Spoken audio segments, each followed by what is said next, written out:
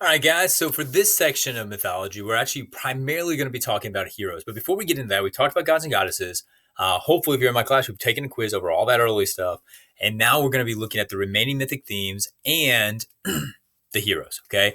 So I'm going to run through just those other themes real quick because I've already sort of touched on them and I'm going to hit them a lot harder as we move through. But I'm going to show you the ones we've already seen. So tricksters, there are several, but the two most famous are Eros and Dionysus. So Cupid and Bacchus. If you remember, the reason for that is they are both troublemakers. So Eros like causes people to fall in love and don't want to. Dionysus is going to get people intoxicated, but they're also both highly respected and they're in a sacred context. Okay, so that's what a trickster has to be.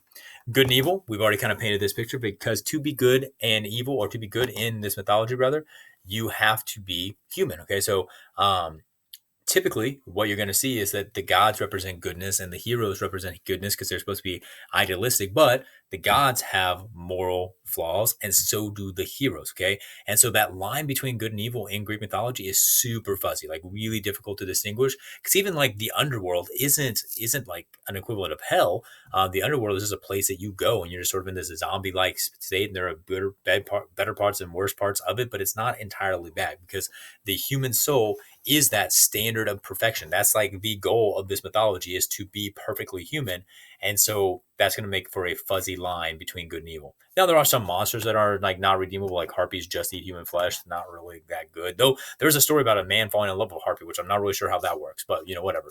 Nature, that's the setting of all these stories, plus it's the dominions of most of the gods. So a lot of the gods are even early writers of mythology thought that possibly they were all just personification of nature, because so many of them were. Like Zeus was the god of the sky, Poseidon was the god of the sea. So a lot of their domains are nature connected.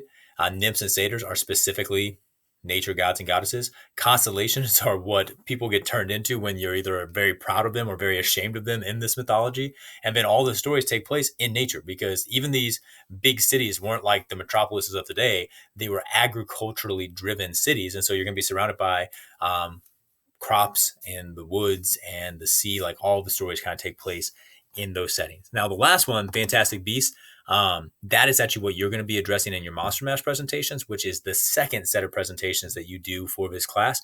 So I will only address them as they come up in the stories, and they do come up in the stories several times. Like we've already talked about some fantastic ones, primarily my favorite, Chrysor, the flying pig. Hopefully you have learned to love him. And if not, spread the word. He needs some love. So the rest of this unit is going to be a combination of either me telling the hero stories or various videos kidding the stories. So like Odysseus and Jason are going to be in video form because they're a little bit more common stories. Plus you have a chance to tell them in this class. So I don't want to take those away from you, but then I will tell the stories of Perseus, Theseus, Hercules, Meleager and Atalanta, and then the Aeneid actually will be in a video that I'll kind of sum up too. So if you have any questions, always feel free to reach out.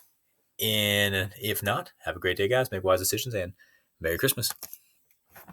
Oh, and also just throwing that out there, if you happen to have been watching through these videos and you've come to this one, this will be the last one where I'm going to be wearing this shirt immediately in a row, because I literally have made 22 mythology videos today.